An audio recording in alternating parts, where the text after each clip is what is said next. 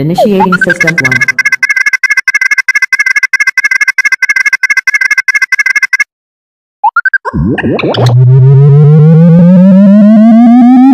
System 1 loaded.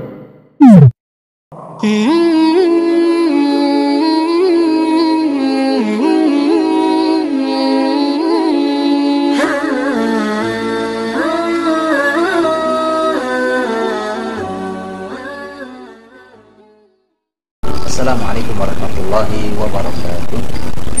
Putra muslim yang dimuliakan Allah Subhanahu wa taala.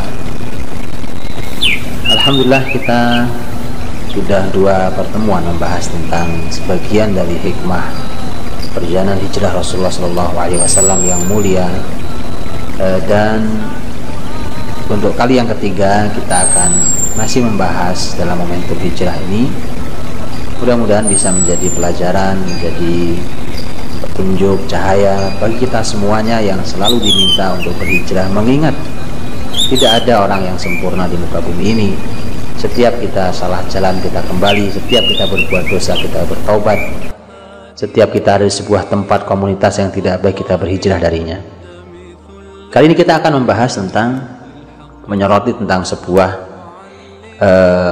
tantangan, tentang pengorbanan dari hijrah itu sendiri. Hijrah memang indah, tetapi tidak mudah. Hijrah itu mulia dan agung, tapi dia memerlukan pengorbanan yang tidak kecil.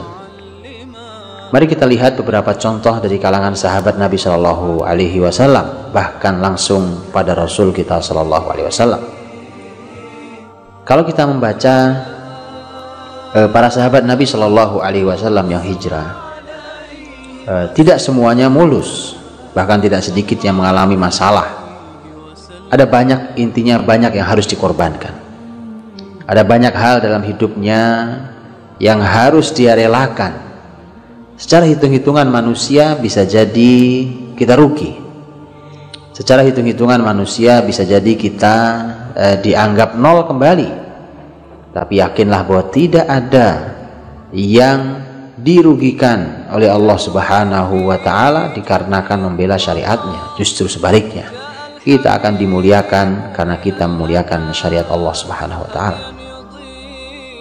Lihatlah bagaimana seorang Asma radhiyallahu anha, putri Abu Bakar As-Siddiq radhiyallahu anhu. Bukan hal yang sederhana kalau dia sekedar suruh menyiapkan makanan dan minuman untuk Nabi SAW dan ayahnya berbekal perjalanan, itu hal sangat sederhana. Tapi lihatlah, begitu Rasul dan Abu Bakar telah berangkat ke kota Madinah, maka kemudian Asma didatangi oleh Abu Jahal.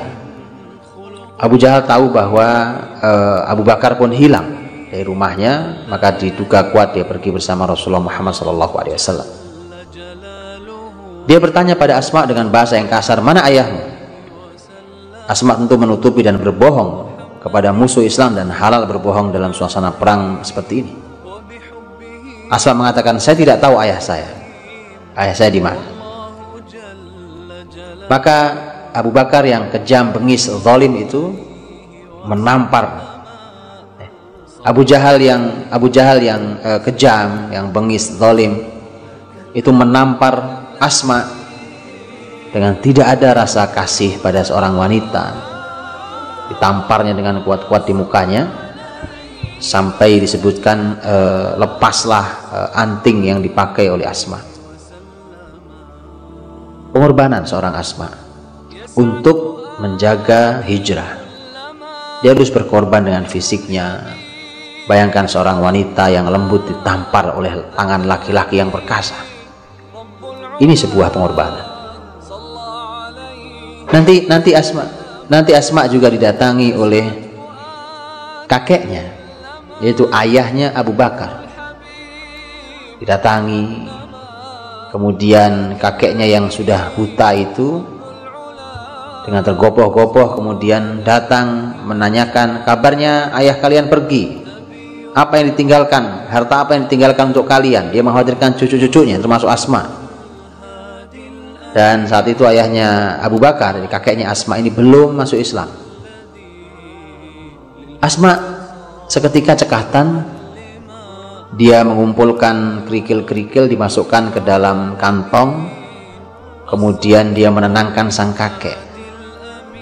Dia tidak ingin ayahnya menjadi bahan caci makian kakeknya, padahal ayahnya sedang melaksanakan sebuah ibadah mulia, yaitu hijrah.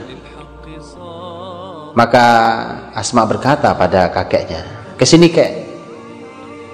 Maka diraihlah tangan sang kakek yang buta itu, kemudian disentuhkan pada kantong yang sebenarnya berisi kerikil. Dan ternyata cukup ampuh, karena sang kakek menduga benar bahwa itu adalah perhiasan-perhiasan yang berharga mahal. Sehingga sang kakek pun tenang, kemudian mengatakan, "Oh, kalau ayah kalian meninggalkan harta sebanyak ini maka tidak masalah." Asma, dia harus berpikir cerdas bagaimana melindungi ayahnya yang hijrah bersama Rasulullah SAW. Dia tidak mau ayahnya caci maki hanya karena urusan dunia. Pengorbanan, perjuangan. Begitu juga sahabat Nabi Shallallahu Alaihi Wasallam yang lain. Suhaib Ar-Rumi umpamanya. Suhaib Ar-Rumi adalah orang miskin yang saat dia masuk ke kota Mekah untuk kali pertama dalam keadaan tidak punya harta. Tetapi begitu ia memasuki kota Mekah, kemudian dia mulai berdagang dan Allah berikan kekayaan, ia menjadi kaya. Ketika ia ingin keluar hijrah, dan perlu diketahui bahwa Suhaib Ar-Rumi bukan orang Mekah, bukan orang Quraisy, sehingga tidak ada yang melindungi dia.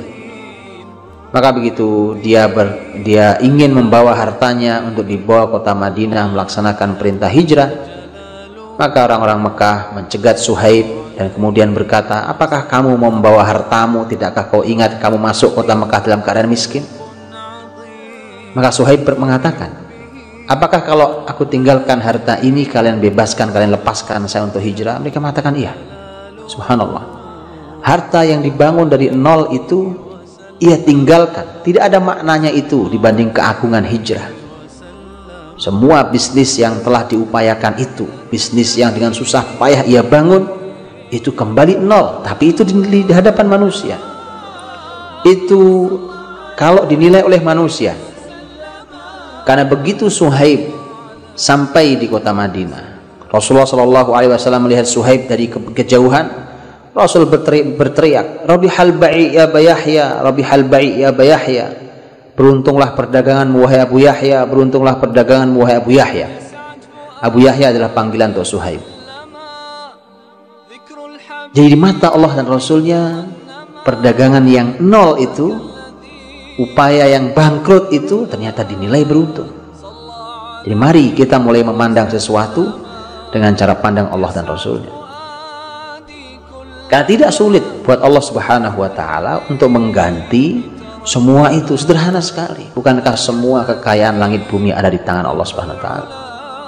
Apalagi hanya kekayaan kita yang tidak ada apa-apanya, kemudian Allah dengan mudah mengembalikan itu kalau kita hijrah karena Allah dan Rasulnya. Abu Salamah punya kisah yang berbeda radhiyallahu anhu.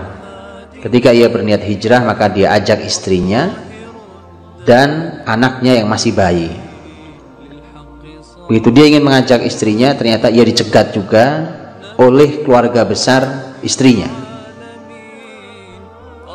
Begitu Abu Salamah berniat untuk melaksanakan hijrah, maka dia dihalangi, istrinya tidak boleh dibawa oleh keluarga besar istrinya. Kemudian setelah itu anaknya Abu Salamah yang masih bayi pun dirampas oleh mereka, dan silahkan Abu Salamah pergi sendirian. Melihat perbuatan itu, maka keluarga besar Abu Salamah marah. Akhirnya mereka mengatakan, kalau istrinya Abu Salamah diambil silahkan, itu anak kalian, tapi anaknya Abu Salamah harus dikembalikan karena itu anak kami juga. Maka terjadilah perebutan. Bayangkan seorang bayi, tangannya tarik kanan tarik kiri, tarik kanan tarik kiri, sampai kemudian terjadi adalah bahkan disebutkan bahwa tangannya kemudian cacat. Subhanallah, Abu Salamah seorang diri, dia harus berangkat pergi meninggalkan istrinya, belahan jiwanya, buah hatinya ia tinggalkan demi hijrah. Begitu seterusnya. Inilah beberapa contoh dari betapa hijrah memerlukan sebuah pengorbanan. Dan puncak contohnya adalah Rasulullah Muhammad sallallahu alaihi wasallam. Rasulullah Muhammad SAW bukan hanya pengorbanan yang sederhana, tetapi taruhannya adalah kepala Rasulullah SAW dihargai 100 ekor unta oleh orang-orang Quraisy. Rasul menjadi buruan.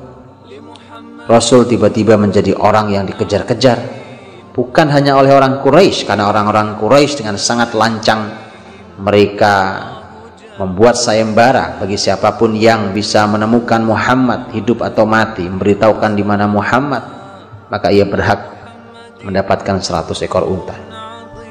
Tentu kekayaan yang tidak sedikit, 100 ekor unta. Kepala Rasul kita dihargai dengan 100 ekor unta. Ini semuanya adalah pelajaran yang amat mahal buat kita semuanya.